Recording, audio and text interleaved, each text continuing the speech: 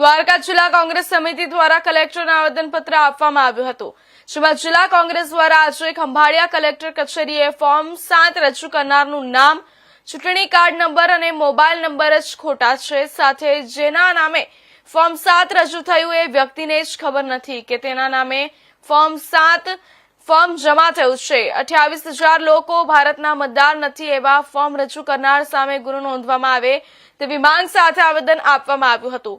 દરેક ખોટા ફોર્મ 7 ને તાત્કાલિક અસરથી દફતરે કરવામાં આવે, દરેક ફોર્મ 7 ની એક નકલ અમને આપવામાં આવે તેમજ નિયમો અનુસાર ફોર્મ 7 જાહેર જનતા માટે નોટિસ બોર્ડ પર મૂકવામાં આવે તેવી વિવિધ માંગ સાથે કોંગ્રેસ દ્વારા આજે આવેદન આપવામાં આવ્યું હતું।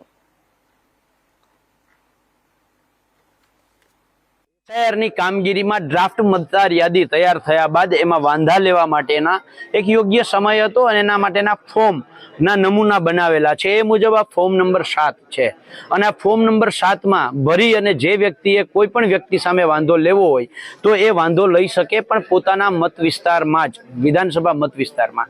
હવે દ્વારકા જિલ્લામાં જે 28,000 વાંધાઓ લેવાયા છે એ ફોર્મમાં નીચે સહી કોઈ સહી જ નથી કરી। હું કોઈ સામે વાંધો લેતો ફોર્મ ભરતો અને સહી જ ના કરું એવું બને।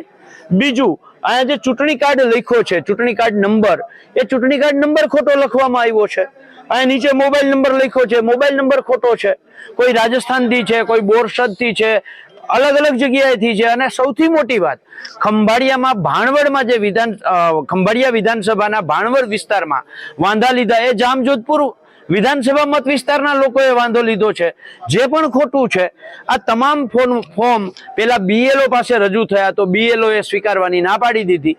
ત્યારબાદ પ્રાંત અધિકારીએ આ ખોટી રીતે ભરાયેલા ખોટા ફોર્મો અને 28,000 ફોર્મો સ્વીકારી લીધા છે। એટલે પ્રાંત અધિકારીની શું આ ભાજપ ભક્તિ દેખાય છે? એને આ નીચે સહી કરેલી છે એ ના દેખાયું, આ ચૂંટણી કાર્ડ નંબર ખોટો લખ્યો છે એ નથી દેખાયું, મોબાઈલ નંબર ખોટો છે એ નથી દેખાયું, અને એને મામલતદારને આગળ કાર્યવાહી માટે મોકલી દીધા છે। એટલે ક્યાંક ને ક્યાંક આ ષડયંત્રમાં દ્વારકા જિલ્લાના પ્રાંત અધિકારીઓ જે આને આ ફોર્મ સ્વીકાર્યા છે, ખોટા ફોર્મ, એ પણ સામેલ હોય એવું છે। આ ફોર્મ નંબર 7 ની અંદર નીચે એકરારનામું લખેલું છે, એમાં બહુ સ્પષ્ટ છે કે જો કોઈ આ ફોર્મ ખોટી રીતે રજૂ કરે તો એની સામે પોલીસ ફોજદારી રાહે ફરિયાદ થઈ શકે એમ છે ને 1 વર્ષની જેલની સજા થવાને પાત્ર ગુનો બને છે।